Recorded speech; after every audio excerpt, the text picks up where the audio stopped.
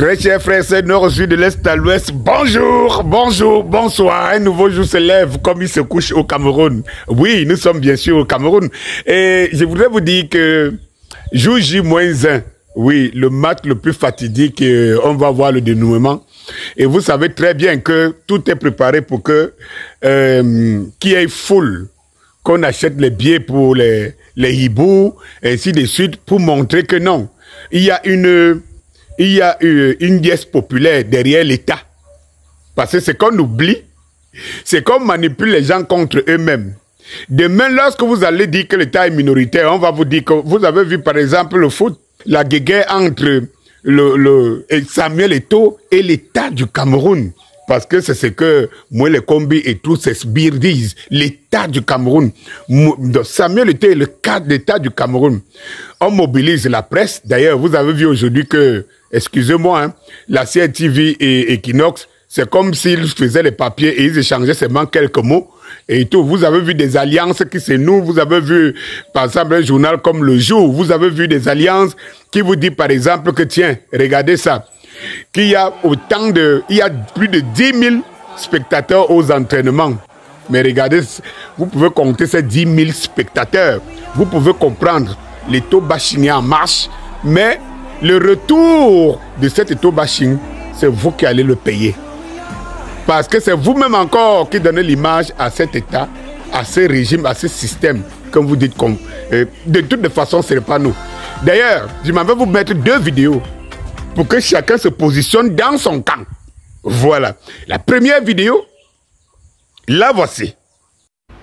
Quand Maître Api m'a donné cette mission de voyager, d'aller voir certains joueurs qui étaient réticents, qui étaient hostiles. Il faut préciser que Maître Api, c'était celui qui était le président de la normalisation. Tout à fait. De la Fédération camerounaise de football. À l'équipe nationale. J'ai voyagé à mes propres frais.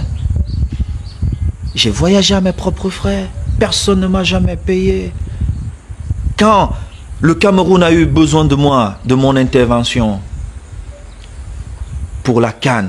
On va en parler. Non, Alain. Personne ne m'a donné un sou. Mes aînés sont là. Tu voyageais pas aux frais du Cameroun pour aller... Moi, j'achetais mes billets d'avion. J'ai affrété cet avion. Même si c'est moi qui ai payé. J'ai enlevé de ma poche. Là, tu me donnes un pont extraordinaire. Parce que c'est mon pays, parce que j'aime ce pays. Ça, Alain, pour le Cameroun, je ne compte pas. Vous venez d'entendre dans cette vidéo Samuel Eto'o dire, et que quelqu'un vienne démentir, qu'en mission pour le Cameroun, au nom du Cameroun, c'est avec ses propres frais qu'il paye. Même les délégations de la CAF, c'est lui qui payait. Pour que le Cameroun ait une Coupe d'Afrique au Cameroun. On l'a envoyé en mission et il a payé de ses frais. Dites-moi combien de Camerounais. Dites-moi combien de Camerounais. Vous savez très bien que ceux qui vous disent aujourd'hui qu'ils sont des leaders, qui veulent remplacer, qu'ils montrent une seule chose, une seule mission qu'ils ont exercée avec leurs frais. Avec leurs frais, leurs propres frais, qu'ils aiment le Cameroun. Il n'y a que Samuel Eto'o. Et nous sommes donc partisans de celui-là. De celui qui peut se sacrifier pour son pays, qui peut pour aller en mission dépenser pour le Cameroun. C'est cela que nous, là, nous qu'on appelle les Ecclésiens, nous servons. C'est cela. Et j'aimerais que le camp d'en face nous donne aussi un élément dont un de leurs leaders ou un leader a servi le Cameroun à ses frais. Nous sommes fiers d'appartenir, nous sommes fiers d'être le soutien de Samuel Eto'o. En retour, chers frères, regardez ça. Olembe comprend une piscine olympique de 2000 places. Olembe comprend 2 stades de handball, 2 stades d'entraînement de football, 2 stades de handball, 2 stades de basketball, 2 stades de tennis également.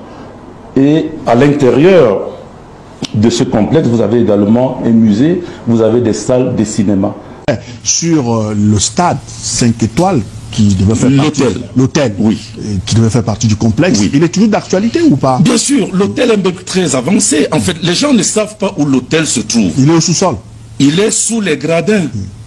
Il est sous les gradins. Donc lorsque les gens disent oui, on ne voit pas l'hôtel, l'hôtel est sous les gradins. Il est en bonne voie? Bien sûr. Le centre commercial également. Ça se souvient, hein?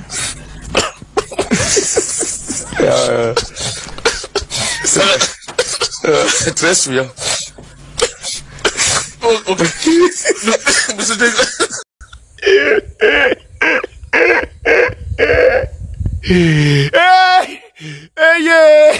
Et ça, en fait, c'est cela.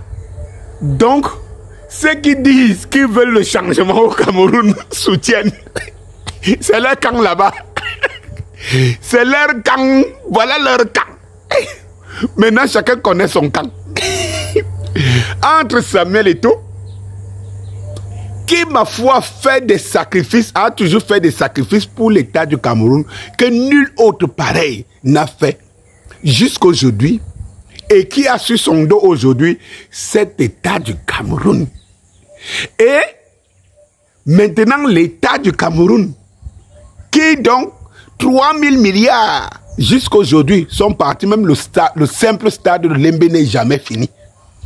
Et donc, les hôtels sous les gradins, on n'a jamais vu. Et donc, le ministre nous a présenté une photo, comme photo témoin de l'hôtel, dont l'hôtel n'existe pas. Ça dit que, voilà donc les bandits, donc ceux qui disent qu'ils veulent le changement se sont alliés, associés, et rêvent tous les jours qu'ils mettent à mal Samuel Eto'o, le serviteur de la patrie, le serviteur du Cameroun. Chacun connaît donc son camp maintenant. Alors demain, ceux qui sont de ce camp-là iront au stade, iront supporter. Et nous, les églisiens, nous serons assis. Il a dit comme je sais moi.